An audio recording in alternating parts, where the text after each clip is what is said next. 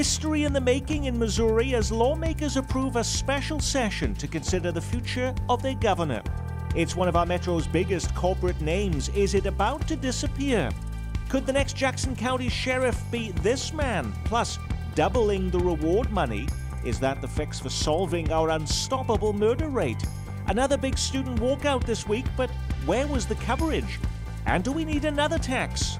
This time for seniors.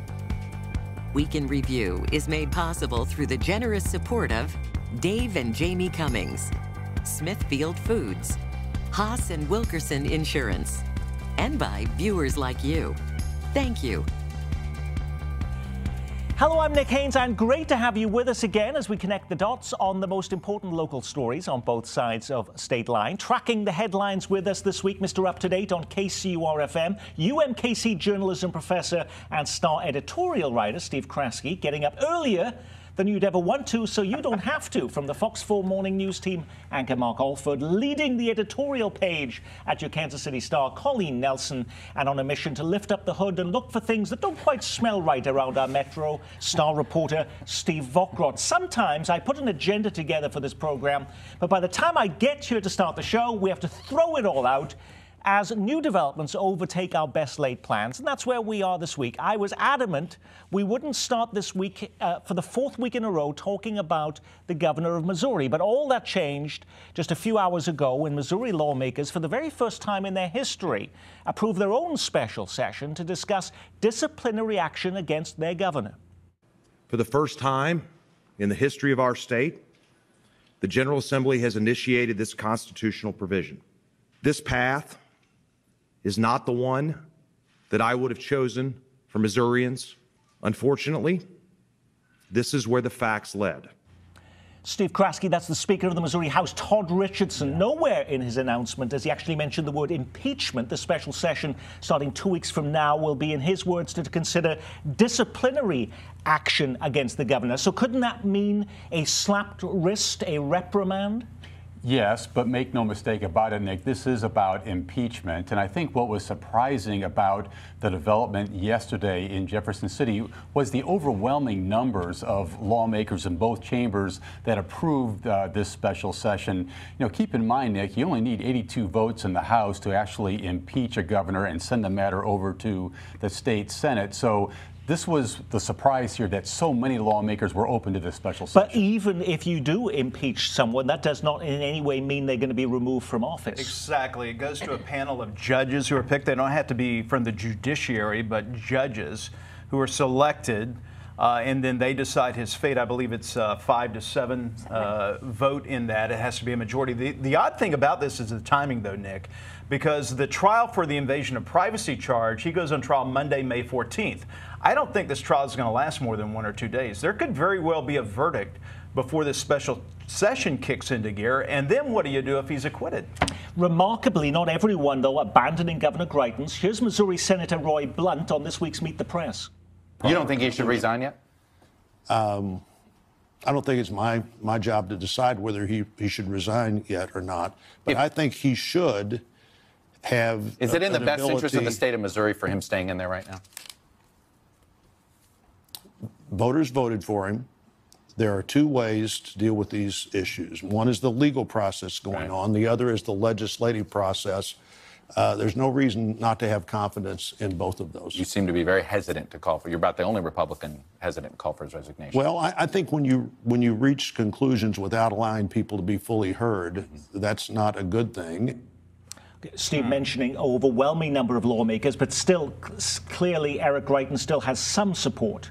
Colleen. Right, or at least some folks who are not willing to call for his impeachment just yet. I'm not sure that rises to the level of support per se, but Senator Roy Blunt also sat down with the editorial board this week, and we asked him the same questions and got very similar answers, and he's really just not willing to take a side at this point, but he's creating an uncomfortable situation by just kind of hedging and hemming and hawing, and so now you have the situation of a divided Republican Party in Missouri with Josh Hawley, the Attorney General, calling for Eric Greitens to step down, and all Republicans kind of being asked to take sides between these 2 leading officials. Mark mentioned in his little opening statement there regarding the fact that the trial of Eric Greitens will take place in exactly the same week, just before this takes place. But an impeachment proceeding could take a lot longer than that. There are a lot of obstacles and hurdles to overcome, and this is being billed as a 30-day special session, Steve. Right. So, you know, you've seen some of the members of the General Assembly say this is a very monumental task, and obviously it is. It's the first time they've ever done it in Missouri. It's also important to keep in mind that the impeachment process is more of a political process rather than necessarily a legal process. And Eric Greitens has not done a whole lot to foster goodwill among members of his own party, or certainly not the Democrats either. And as Steve pointed out, the vote total that we saw yesterday suggests that his future in Missouri is very much in doubt. The first governor in the country, I was looking at the history books this week, first governor in the country to be impeached was the governor of Kansas, and that was Charles Robinson in 1862 over corruption charges, and the verdict in that case, acquitted. Lots of other stories to discuss on this week's Week in Review. If the future of Missouri's governor is one of the top stories, so is the future of one of our metro's most iconic companies. It's been speculated about for years. Now Sprint and rival T-Mobile pulling the trigger on a $27 billion merger that will see the Sprint name disappear. The head of T-Mobile running the combined company to Mobile's home in Bellevue, Washington as its headquarters. And no Sprint executives guaranteed any top slots in the new merged company.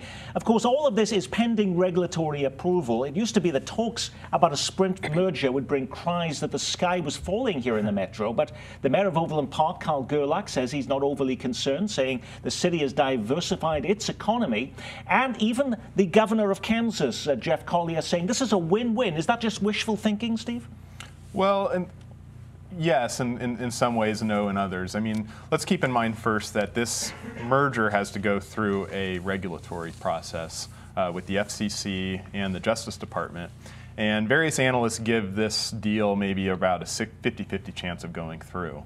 And the reasons for that are there are very real concerns that from going from 4 major wireless carriers to 3, you're going to reduce the amount of competition, and there's a persuasive argument that prices will go up for consumers. Now, Sprint and T-Mobile in their conference call when this deal was announced, they said, "Oh, this is going to be great for consumers. We're very pro-consumer. We can still offer prices that are below what our competitors would offer." However, the history of wireless mergers suggests that maybe more wishful thinking than anything. You know, it was not long ago we referred to Sprint as Kansas City's largest private employer. Today, it doesn't make even the top 5. Is that why there isn't the wailing and gnashing of teeth we're accustomed to when it comes to Sprint, Colleen? That's definitely part of the reason. I mean, Sprint has gone from 15,000 employees to 6,000 employees over the last several years. And so obviously you don't want to lose 6,000 employees out of the Kansas City region, but it wouldn't be the same hit that it would have been in the past. And I think also people have become just a little bit inured to the fact that Sprint is kind of had this long, slow demise. And so there have been so many kind of false starts and proposed mergers that didn't work out. And so I think everyone is just feels like we've been through this before.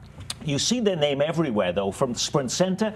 And if you look at any of the streetcars in Kansas City, you see their name on there. And as a nonprofit here in Kansas City, we benefit from Sprint. So many do in this community. Festivals, fairs get the benefit of sponsorship from Sprint. What does this mean to them, Steve? Well, I don't think we know yet, Nick. It would be a tragedy to see all that money, all that support for all these good organizations go away. But I think the real truth here is we really haven't been able to sort that out yet. It'll be some time. Will the merger go through? Will it not? If it doesn't, can Sprint survive on its own? That remains an open question. And I think we'll have to just let time play itself out. Does it become T-Mobile Center instead of Sprint so. Center, Mark? The reason being there's already a T-Mobile Center. I Okay. forget exactly where it is. But it'd be hard to duplicate the marketing, the branding for something like that. And let's face it, T-Mobile, I've got T-Mobile. A lot of people have T-Mobile, but it doesn't have the local cachet that Sprint does. And so when you have a national, international brand as big as T-Mobile, how do you make it mean something in Kansas City? Will we see a T-Mobile Center? I don't think so. Now, when we mentioned the governor's conversation, we said there's a lot of hurdles and obstacles to still go through that takes time, Steve. On this is not an imminent decision. This is going to take quite a bit of time, too. T-Mobile and Sprint are saying that they think they can close on the deal in the first half of 2019. However, if the Justice Department sues to block the deal, which they have with a different merger of even larger scale than this one, that would certainly stretch the process out. He retired as Kansas City's police chief 12 months ago. Now is Darrell Forte set to become the next Jackson County sheriff, replacing Mike Sharp, who abruptly resigned recently in scandal. I thought he retired a year ago because he needed a rest, Mark Alford. What on earth happened? We've been riding motorcycles some together. He is in law school. He is taking several programs there. And I think the thing that I really like about Darrell Forte is that he's a real person who can connect with people in the community. He didn't want a lot of people knowing this, but I'm going to tell it anyway. He still goes out to crime scenes at night. Wow. Where people have lost family members to gun violence. And after, he doesn't want to be a nuisance, he doesn't want to get in the way of the other police officers there, but he will go in afterwards and he will counsel with these people, he will give them money of his own. He will help them in any way possible. That's the kind of heart he has for this community. But he got a $500,000 payout for overtime after he left office. That was one story. Remember that, Steve? And then he said he wanted the rest. So why does he even want this job? Well, who knows? I mean, it might be a logical place for him to go. Jackson County would very much benefit, I think, from someone like Chief Darrell Forte, who's known, as Mark points out, for going out in the community over and over again and connecting with people. The Jackson County Sheriff's Department is a largely white organization. That would also be an upgrade, in a sense, to bring a chief of color to lead that department. So maybe he dislikes what he does, Nick. But there are other people looking for this job, too, including a former Missouri Highway Patrol leader. We have also high-ranking people who have just left the Kansas City, Missouri Police Department, and including people from the Jackson County Sheriff's Office also interested in this job. Right. They've narrowed the list of 5 finalists, and so they're going to do interviews with those 5 candidates, and whoever they select, there's a committee that's making this decision, will only have the job for a short period of time. There will be an election in November to decide who will fill Mike Sharp's the rest of his term until 2021, and so this is a pretty short stint as interim, but the finalists have the option of running in November. There's a lot of talk about wanting diversity in the Sheriff's Department, as Steve said, and so you have Forte, who is African American, you have a couple women who are being considered, and whoever gets the job has a steep challenge to clean up some messes in that department. And Steve, what does the Jackson County Sheriff actually do, and how is that different than being, say, the police chief in Kansas City? Well, one of their primary duties is they're the law enforcement agency for the unincorporated areas of Jackson County, but they also interact with the Kansas City Police Department. They overlap in investigations, things of that nature. One very important thing they do not do is run the jail, and that's been a bone of contention. And if the new city county charter gets reworked to where the sheriff, because there was some contention between Frank White and Mike Sharp over this, especially with all the problems they've had in the jail. If they can rework that to where the sheriff has more of a role in it, it might be beneficial. Let's stay with the issue of crime for a moment. While some complain not enough is being done to solve Kansas City's rising homicide rate, is the solution to double the reward money given out to those that provide tips that help solve those crimes. Kansas City Police and the Kansas City Metropolitan Crime Commission this week announcing they're increasing the cash payout for tips in homicide cases from $5,000 to $10,000. First of all, whose money is that?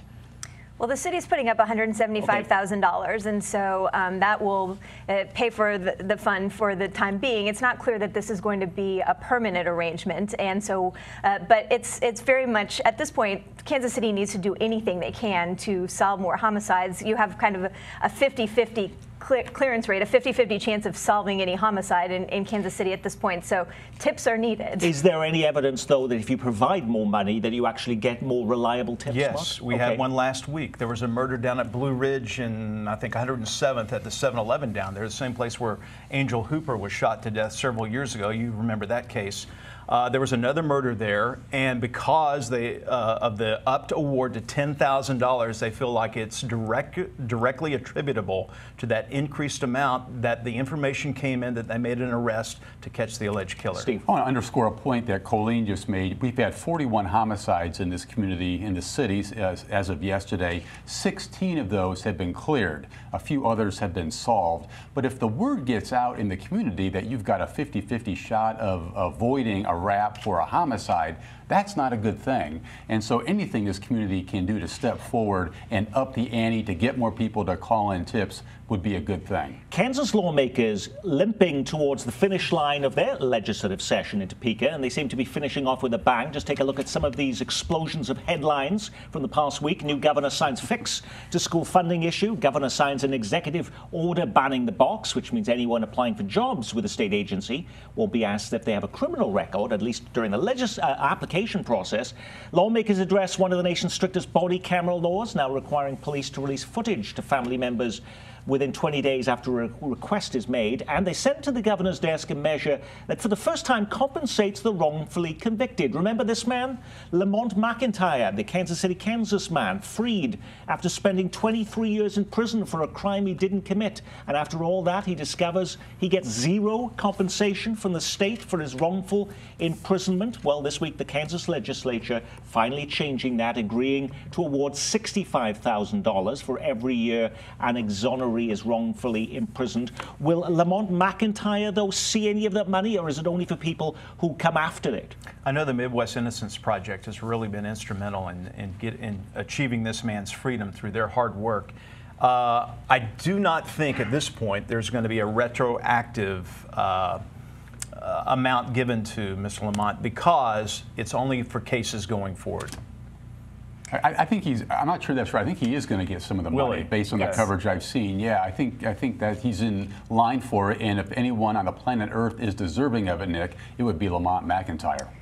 There are three exonerees who kind of led the fight, and Lamont was one of them, and all three of them are expected to get this payment, and they, in addition to $65,000 for each year they serve, they'll also get some educational benefits so they could go to college or get vocational training, and also they'll get health insurance. And so this really gives them a huge boost in trying to put their lives back together. Lots of coverage a few weeks ago of student walkouts across the metro, but where is the local news coverage of a national walkout this week by students to defend the Second Amendment? Among the hundreds of schools taking part in the Stand for the Second walkout were 4 local schools, including Shawnee Mission North and Blue Valley Southwest High School, where Fox 4 News estimated that 150 students left the classroom, representing about 10% of the entire student body.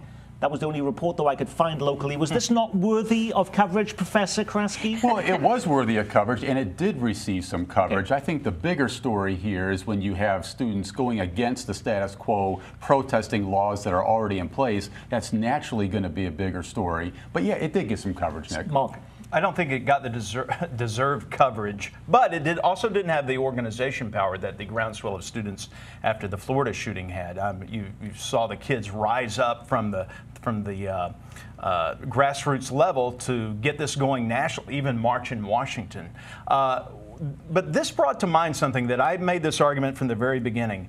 If you let schools, if schools condone a walkout, if they get behind it, which topic or which cause do you then say, no, we're not going to allow that? If you allow it for one cause, do you have to allow it for all to be fair? And even the earlier protests got embroiled in controversy, Colleen. In the Shawnee Mission School District, they're making an apology, the ACLU investigating, because even those students were told they couldn't say certain things, couldn't have signs that said the word guns. There were administrators taking away cameras from high school students who were covering those protests. Right, that was an unfortunate situation, and the school district admitted that they had erred, which was good. But there's really not an excuse because this was not the first walkout. They had gone through this before, and they knew this was coming. They weren't doing this on the fly. So at this point, I think schools are probably hoping that the school year will end and the protests won't extend into the fall. But I think every school district probably needs to come up with some well thought out policies in terms of how to handle this in the future in case the protests continue next school year. Now, this is tricky stuff, Nick. When you have a walkout over guns and you tell students you can't talk about guns, that's a First Amendment problem. But having said that, schools under the law have a lot of latitude in prohibiting certain kinds of speech. For instance, you can't take a Confederate flag based on case law into a school and parade it around. You can't stand up in the middle of an algebra lecture and begin talking about President Trump and what he's done right or what he's done wrong. So So it's a tricky situation in a high school environment like that based on what the law says. There's been local tax hikes recently to help kids and schools. Tax hikes to improve local roads, fix up sidewalks, ballot measures to boost police and fire service. What about a tax hike for seniors? Lost in the eye-popping headlines over the resignation of Jackson County Sheriff Mike Sharp, county officials approved placing on the ballot this year a property tax hike to help seniors. The more than $5 million a year that would come in from this would improve health, nutrition and quality of life programs for county residents 60 years of age and older. When we're supporting schools, even the zoo with special taxes, Steve Ockrott, why not one to enhance the quality of life of our most vulnerable group of citizens? Well, we've talked in this show about what county government does and what it doesn't do. And if you kind of look across other county governments, there are similar types of programs that county governments have to support the elderly, support people with mental health issues. And it looks like Jackson County here is thinking about maybe enhancing the services it provides to residents, and it comes with a fairly modest property tax increase. Some of our viewers chiming in on this, asking, well, if it was so important to Jackson County, why aren't they building that $5 million into their existing budget? I think that's the right question to ask. And as Steve notes, I mean, this is a small amount of money. I think it's about $10 a year if you have a $100,000 house. But you gave that long list of all these different taxes that we're paying. And at some point, how many different targeted taxes are you going to ask folks to approve? And with each one that you kind of carve out, it gives the folks that we elect less flexibility in the budget, so that if they do encounter an emergency or need to deal with extraordinary circumstances, they really don't have that much money to work with. And that's something you will get to decide for yourselves this upcoming November if you live in Jackson County, as it's on the ballot there. Now, we discussed this issue a couple of weeks ago. Now, Missouri seems really serious about it. The Missouri House voting this week to legalize medical marijuana. The measure would allow anyone over 18 with a terminal illness, Alzheimer's, cancer, PTSD, and a number of debilitating medical conditions to legally access the drug. Legislative researchers estimate the state could bring in almost $5 million a year through taxing the drug. How would this actually work? You need a doctor's note, and then you can consume any kind of marijuana you like? Well, I think presumably, yeah, that's exactly the case, and there'd be a process in place like to get any kind of controlled substance through a medical provider like a doctor. Yeah. Have you ever been to Venice Beach in California? I have not. That's probably where the T-Mobile Center was. Yeah, no, my son used to live out there, and I found it somewhat humorous. He would go out there, and there would be little booths set up along the beach with a doctor supposedly inside and someone coming out, hey, do you have a headache? Do you feel sick? I have a doctor in here who can write your prescription for medical marijuana. At that time, that's all they were But this is not all kinds of marijuana, right, Steve? It's smokeless marijuana. Okay. And if you've been to Colorado, you know there's alternatives to the marijuana that we typically associate with. And what's remarkable with this is that the Missouri House overwhelmingly voted in support of this. And often medicinal marijuana tends to be a prelude to more relaxed regulation of recreational use. And it really looks like Missouri is heading on a path toward that in the future. It still has to pass the Senate, but there are 3 citizen-led campaigns also to approve medical marijuana that are likely to, or possibly going on the ballot in November. What happens to them? Well, I'm not sure, Nick. I was in preparation for the show. I was doing my homework. Steve, I was making phone calls that. trying to get that question answered. I called several people in Jeff City, and no one had an answer. But for sure, certainly there would be some kind of reconciliation process if the citizen-led initiatives pass and state law passes. Something would have to happen to reconcile that. Okay, and finally this week, no one likes to see anyone lose their job, and certainly someone who brought so much joy in our Metro, the Kansas City Royals, ditching the W guy. Remember him? The man with the big W who'd light up the crowd after every Royals win. What cost him his job? Is it the fact that the Royals have so few wins this season? He's got so little to do? Did anybody have an answer to that? Steve has already been doing his homework. Steve Ockrott? Well, I believe, wasn't he critical of the organization on social media? Mike Moustakas. Oh, there's something more to it. Okay. Critical of a player, so you got to be careful about what you say about the people who are paying your bills. Plus, what do the W's stand for? Well, I thought it was for win. Wins, right? There are. You got to have wins to put a W out. So you really, like I think now we're at 8-22 as of Friday. We won last night. We don't have the same winning history as we did when this guy really soared to popularity. But they're getting hot right now. Solaire starting to hit. Moustakas is hitting almost 300. It's all Gordon's starting to hit. It's going to be a good year. You're betting on Slugger. When we're in the media, we talk a lot about problems and issues, and it's about all the negative things happening in society. This was one of those rituals that brought a smile to people's faces, Colleen, and there are so few of these days, right? That's right. I mean, it was a pretty simple thing, but apparently folks were attached to it, and he seemed to love doing this. The Royals aren't saying exactly what happened. I mean, all we can do is connect the dots, and we have the Facebook post where he had the temerity to criticize Mike Moustakas for looking around and thinking about leaving the Royals. So he's out of a job. And that is, ladies and gentlemen, our week in review. Our thanks to Mark Alford from the Fox 4 Morning News team and Steve Vockrodt, reporter with your Kansas City Star, keeping you up to date weekdays at 11 on KCUR-FM, UMKC journalism professor and Star editorial board member Steve Kraske, and the head of the Kansas City Star editorial board, Colleen Nelson. I'm Nick Haynes. From all of us here at KCPT, thanks for spending part of your weekend with us.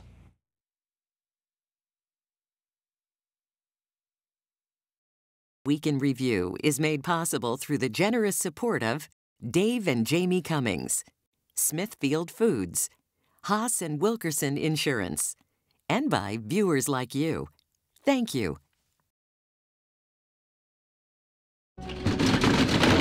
My husband and I aren't heartless. We don't want to put kids out on the street. I'm the landlord. What's your still building first? It's no gas. Right now, I'm not in a position to move. I'm stuck between choosing whether or not to be shot at. A real eviction notice. They had their chance to come and pay their rent. Which means I will not have the funds to run the programs that are so desperately needed. I fear tomorrow that me and my children... She's being evicted also.